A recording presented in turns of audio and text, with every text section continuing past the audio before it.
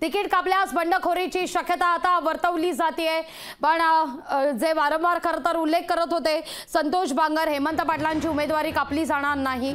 त्यांना मात्र या सगळ्या संदर्भात विचारल्यावर मात्र बांगर साहेबांनी नेमकी कशी उत्तरं दिली हे आपण पाहतोय आपण। शिवसेनेच्या राजश्री पाटील आता यवतमाळ वाशिम मधून उमेदवार असतील, तर संजय देशमुख शिवसेना उद्धव बाळासाहेब ठाकरे पक्षाचे उमेदवार आहेत। वंचितचे सुभाष पवार।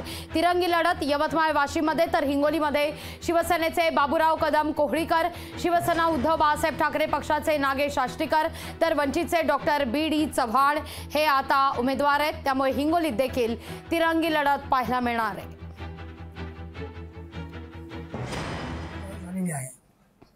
महाराष्ट्र राज्याचे आदरणीय मुख्यमंत्री एकनाथरावजी शिंदे साहेब यांच्या माध्यमातून आज त्याचबरोबर शिवसेनेचे नेते आनंदरावजी जाधव साहेब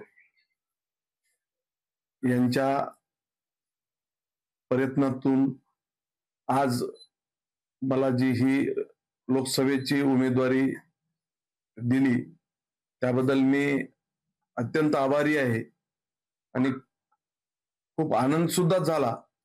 कारण हिंगोली लोकसभा गेल्या 5 वर्षापासून आमचे मित्र हेमंत भाऊ पाटील यांनी अतिशय चांगलं काम केलं आणि त्यांनी त्यांची जबाबदारी पार पाडली। तशीच आता माझ्यावर जी ही जबाबदारी दिली ती मी जनतेची सेवा चांगल्या प्रकारे करू, त्याचबरोबर जे काही इथले विकासाचे प्रलंबित कामं आहेत निवडून आल्याच्या नंतर मी मार्गी लावण्याचा प्रयत्न करू। जी माझ्यावर महाराष्ट्र राज्याचे मुख्यमंत्री एकनाथभाई शिंदे यांनी जबाबदारी टाकली, यांना कुठलाही निवडून आल्याच्या नंतर तडा जाऊ दिला जाणार नाही याची दक्षता घेऊ। तुम्ही भाजपची जाहीर झालेली आहे। महाराष्ट्र राज्य उमेदवार आता शिवसेनेनं बदललेला आहे। हिंगोलीचा उमेदवार बदलून शिवसेनेनं बाबूराव कोहळीकरांना या ठिकाणी आता उमेदवारी जाहीर केलेली आहे। तर